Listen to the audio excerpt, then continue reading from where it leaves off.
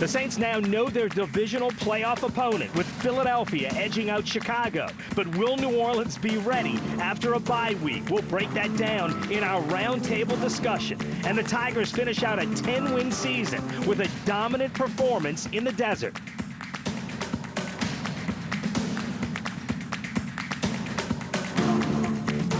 The Saints were not afraid to say this week, the goal is to get to a Super Bowl. It's a 3-game quest, and the Eagles are first. I'm Doug Mouton. Welcome to 4th Down on 4. Look, if we asked who was going to win the Saints-Eagles game, we know we'd get at least 95% Saints, and for good reason. So who wins the other game, the Cowboys at the Rams? Vote now on our website, wwltv.com/vote, or in our mobile app. We'll start with the Saints' journey to this point. In the regular season marathon, the Saints accomplished every goal: playoffs, division champs, first-round bye, and earning the #1 seed. Super Bowl 53 runs through the Superdome. And every guy in black and gold understands what that means. Confidence is high. Oh, it's very high. Why wouldn't it? When you're in this deal, man, confidence is half of the battle. I think everyone's extremely confident. I think everyone knows that if we do what we're supposed to do, if we play like we know we can play, we can beat anybody. Can and have. They beat the only other 13-3 team, the Rams, by 10 back in November. So how did we get here? Believe it or not, this year's offense was the lowest ranked of the Sean Payton era, 8th overall, but they were extremely efficient. Drew Brees set an all-time NFL record this season by completing more than 74% of his passes. We work at it. It takes an entire group, man. It starts with the guys up front, goes to the receivers catching the ball, tight ends, backs, everybody in protection and running routes and timing. And there's so much that goes into that, so much. Man, we work at that. That's not easy. His creativity, as far as the game, man, is amazing, and you can understand why him and Sean have been together for a long time. He's really like a father figure out there to a lot of our guys that's on that field, like we really believe in that guy, and that guy really believes in us. And that level of efficiency has made the Saints very good on 3rd down, 5th best in the NFL, 2nd best on 4th down conversions. And with a running game, that's 6th in the NFL overall. The Saints have not always had that under Sean Payton. It's made for a Saints team that chewed up the clock. New Orleans is 4th in the NFL in time of possession. But certainly anyone who's watched the Saints since Drew Brees arrived expects quality offense. The difference in the 2018 version of the Saints, the D, especially against the run. Demario Davis has turned out to be one of the best free agent signings in Saints history. With Davis and an improved defensive line, the Saints are 2nd in the NFL in rushing defense, and they allowed the fewest yards per rush of any team in the league. The one Achilles heel this season has been the back end. The Saints' pass defense is below average, but since the Saints traded for Eli Apple, it's significantly better. Before Apple, the Saints gave up 26 points a game. In the 9 games after Apple came on board, they've given up 17 a game. Definitely fully acclimated now at this point. How long did that take, honestly? I think it was quick, honestly, picking up new defense, and all the guys around helped me out, and coaches definitely did a good job of just keeping me after a couple of practices, and just for like the first couple of weeks I would stay after and just learn, pick up some stuff, and the communication on. There's definitely been growth in the secondary, many reasons for confidence, and the Saints all said they don't care who they play first, because to win it all, you have to beat everyone anyway. I'm not really worried about none of that revenge stuff. We trying to win the Super Bowl, so that's all I'm worried about. We're just getting ready to, go for the goal that we was trying to go from the jump, and that was to win the Super Bowl. Obviously, the revenge question is about maybe playing Dallas again. That won't happen. It's the Philadelphia Eagles. Rod Walker from our partner at The Advocate, plus Ricardo LeCompte, Andrew Doak. How did the Saints get here? They got here with terrific offense until the last month. Rod, do you feel like this team can flip the switch back with the offense? I think there definitely has to be some concern, especially, how they've done since that Dallas game. This is an offense that was scoring a lot of points, and they haven't scored over 30 points but once since then against the Steelers. So, they've definitely struggled, and there have to be some concerns with the offensive line. They had some guys that are sort of banged up toward the end of the season with Teron and Andrews Pete. So, I think there definitely should be some concerns. No doubt concern, Ricardo, but if you can get Teron back and get that first 5 offensive line back, you got to feel better about your chances to score some points, right? Yeah, and that was the biggest thing coming down the stretch was just the health of that offensive line. And yeah, you're right. When you get Teron Armstead back, when you get kind of healthy, you have a week off from this wild card weekend to kind of rest up. You feel like you're healthier, kind of like in that beginning of the season, and that was the biggest thing. It was just that there's no cohesion in the offensive line because everybody was kind of hurt. Also, it helps having a guy like Ted Ginn Jr. back in the receiving corps because everybody was doubling Michael Thomas down the stretch going, all right, well, that's your main target. Now you have somebody that can stretch the defense and just give Michael Thomas just a little bit of breathing room. So adding Ted Ginn back from his arthroscopic knee surgery, getting him back in the lineup, it's going to be big for this offense moving forward. And I asked Ted in the locker room this week, Andrew, I said, are you back to normal? He said, I am back to normal. So he should be full speed, full go. That makes an enormous difference, doesn't it? No doubt about it. And look, I thought he looked probably about as healthy as he could be, given the fact that he was, sitting on the shelf for 8 or 9 weeks, on injured reserve before he came back against the Pittsburgh Steelers. So hopefully that extra week of rest and recovery helps him more than anybody in the Saints offensive line. But that particular unit and Ted Ginn are the 2 most important factors as to whether this Saints offense can get back towards the middle portion of the season, where against the Rams they scored 45, against Cincy they scored 51, even 48 against the Eagles last time they played. Yeah, no question. Rod, one of my favorite stories heading into the season was the one you did with Demario Davis, who at the time, we didn't realize what a phenomenal signing this was. He has made, they signed him to do one thing to stop the run, and he has done an unbelievable job at it, hasn't he? I think that's been, the biggest key to this defense's turnaround this year. Demario's really just, he's made plays in the backfield. He's been able to stop the run. He's been able to run down these guys from sideline to sideline, and he's just really been just a perfect fit for this team, not just on the field, but also in the locker room and the things he's done in the city of New Orleans. I think it just says a lot about him, and it's just been a perfect fit. Perfect fit. That's well said. Andrew, give me one guy on defense that you think has made a huge difference. Well, I was going to say Demario Davis, but since you stole my guy, I'll say Eli Apple. I think, near the halfway point of the season, going after Eli Apple, for that secondary, I still have some questions about that secondary, to be honest with you. But I think on a night-in, night-out basis, as he's become more comfortable, I think he's made a huge difference. And, let's Marshawn Lattimore have a little bit more latitude where he can lock down one side of the field. Maybe you can, shade Marcus Williams to help out Eli Apple in certain instances. But as he's gotten more and more comfortable, I think that secondary has grown more cohesive and gotten better down the stretch. No question. Ricardo, give me one. I'll go Sheldon Rankins, and I think he's having a Pro Bowl season. Even though he wasn't elected to the Pro Bowl, he should have been. Yeah. And he's been such a great interior lineman for that defensive line. And, of course, you know about Cam Jordan and what he's going to do off the edge. But having that guy who can be a run stopper in the middle and also have a pass rush right up the middle, which bothers a lot of quarterbacks because they can't step up in the pocket and make throws. He's been such a disruptive force this year. And that's where it all starts. The reason why you have the troubles in the secondary is because you don't have a pass rush. Well, the Saints had a pass rush this year, and that kind of helped that back end. And Sheldon Rankins was a big reason why. Yeah, no question. And look, you guys mentioned 3 guys. We didn't talk a lot about Cam Jordan. It's the reason the defense has done what they've done, and it is unbelievable. We're riding more on the defense heading into the playoffs as Saints. Yeah. All right, we're going to talk about the Eagles when we come back. There's a lot to talk about. Saints took them apart the first time. Doesn't figure to be that easy the second time. We're back with more 4th Down on 4 in a minute. Coming up, we'll get reaction from Chicago, where the Bears came this close to sending the Cowboys to New Orleans instead of the Eagles, and why Philadelphia is a much different team coming to the Dome than the one that lost by 39 in November. And later, LSU battled attrition in the secondary en route to their Fiesta Bowl win on January 1st.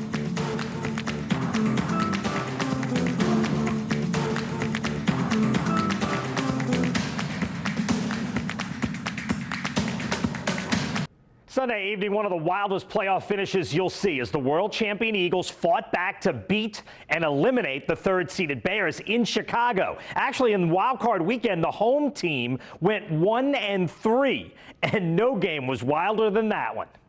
And here comes Foles. Do not dismiss Nick Foles. Under 5 minutes to go, down 5 against the best defense in football, and Foles made plays. He spreads the ball around, and he is unflappable. The drive came down to a 4th and goal, and Foles found Golden Tate for the go-ahead touchdown. Sidearms it, and it will be caught for the touchdown by Golden Tate. You know, Nick is Nick. He's going to stay calm. He's going to stay collected. Just, very efficient. It wasn't, again, it wasn't pretty at times. I know the 2 turnovers early in the first half, which could have led to some points, but, he hung in there and did some good things. It was a crazy game. That's a tremendous team. Playing here, this is a crazy place to play. And, our defense did an amazing job tonight, really keeping us in it. The first half was, we struggled on offense. I struggled through a couple picks. But, the last drive was really just stay in the moment, let's play the play, let's just keep going, let's march.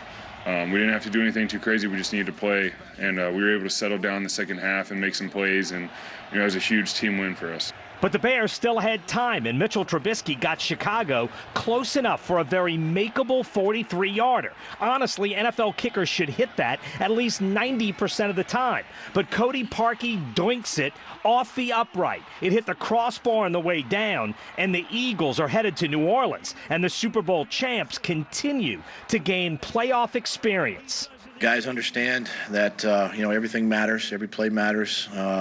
These games, these postseason games are going to, they're going to be full 60-minute games, and I do think that being in this situation last year has prepared us for this time. Prepared and improved. Back in November, Drew Brees was near perfect, and the Saints destroyed the Eagles. Since then, Philadelphia has turned it around. They won 5 of 6 to end the regular season, then punched their ticket back to New Orleans with their dramatic win in Chicago. It's easy to pat each other on the back when things are going well. It's, hey, when things aren't going well, or, I throw a couple picks, what's going to happen? And, what happened today was I threw a couple of picks, made a couple of mistakes, but the other guys were there to be there for me, lift me up. Defense said they got me, and that's what this team's about. All right, back with Andrew, Ricardo, and Rod. Rod, biggest difference in the Eagles team you saw Sunday and the one that was here in November? I know there's a lot of differences, but what really struck you about that Eagles team? I think obviously you start with the play at quarterback, which is, obviously different from that game. But for whatever reason, something happened that day, and the Eagles seemed to just, after they lost to the Saints, they all of a sudden got it together. I mean, they won 6 out of 7, just really just hit their stride here, and had to work really hard to get into the playoffs, got in, and got a lucky bounce today, I guess, on that field goal, and things are just kind of going their way right now. So it's definitely a different team than the one we saw back on November 18th. And sometimes winning a Super Bowl is about getting some lucky bounces. Look, this is a Super Bowl proven team, Ricardo. This is not an easy matchup. You get Nick Foles, who certainly in the fourth quarter played at a high level, and a team that can win big games. When they lost to the Saints, that was the largest loss by a Super Bowl team in a regular season game. So you feel like this team had to have rebound and just have a little pride after that Saints loss, and they've since recovered. And you're right, when Nick Foles came in and basically kind of took over, he kind of just recaptured that magic from last year that Philly was able to ride to the Super Bowl. And it does seem like it's a different offense. And granted, his weapons around him this year, you're not only with Ertz, but you add a Dallas Goedert, and you add a Golden Tate, who in that first game when they were playing the Eagles, that was the second game since that trade from Detroit. And it always takes some time to kind of get acclimated to a new offense. It seems like he's comfortable, and he's such a deadly weapon. Remember, he's also a Saints killer. This guy has big games against the Saints. I wouldn't be surprised if he goes out there in the divisional round and has a big game as well. Well, let's start with predictions right off the bat, Andrew. Gosh. And you're going first. Who do you like in the game? And I'm guessing we're all going to like the Saints. I mean, they're the number 1 seed for a reason. Why and how big? What kind of game do you expect? Oh, boy. Well, putting me on the spot. Look, I think the Saints, I think their offense, and I think that Teron Armstead and the offensive line will be back and closer to full health. And then I think Ted Ginn will as well. So I'll say I think the Saints will probably put up 31 points in that neighborhood. I think they'll probably hold the Eagles around 27. I expect this to be a totally different Eagles team, and the 2 people that cross my mind as far as a power rankings of players that wanted to see a playoff matchup between these 2 teams more than anybody. Alvin Kamara is number 1 because he's been talking that talk about wanting to face the Eagles all the way back to last year. Now he's got it. Number 2 would be Malcolm Jenkins, and I'd be interested to see what the chirping back and forth between him and Sean Payton on the sideline is again. Yeah, it could be. Rod, what do you think? I think the game will be, obviously I think we all think it'll be much closer this time. I don't know if the Saints will put up 40 points again. I don't expect them to. I probably lean more towards 24-21, leading toward the Saints, obviously. Looking forward to seeing Darren Sproles. He didn't get a chance to play that first game. He'd been out since week 1, so it'd be interesting to see him coming back. And Boston Scott's another guy that was here in New Orleans, and now he's on the other team as well. Yeah, and it's almost to the point, Ricardo, where maybe you wish you hadn't beaten them so big the first time through. Any truth to that? Look, and I'll say, before I ask you yours too, I like the Saints, and I think the Saints will win this one by more than a touchdown, but I think it will be a game for 3 or 3.5 quarters. I just think the Saints, top to bottom, are much better and much healthier than the Eagles. What do you think? I think that's the key, much healthier, and having a week off, kind of getting that offensive line rested up, does make a big difference, and they're not kind of plugging in pieces like they did the last 3 weeks ending the season. I'm kind of with you too. I think the Saints are just a better team. Getting beat by 39, that's going to motivate anybody. But I think when you get a home game in the Superdome, you get a week off, you kind of reset, and you kind of get back to what you're doing, and you know that you're a better team than the team you're facing. I think it is about a 2-touchdown advantage. I don't think it's a 39-point win, but I feel very confident that the Saints are going to be hosting the NFC Championship game next weekend. All right, last thing, one word each. Who wins the other side, Rams or Cowboys? I'm going to give the edge to the Cowboys.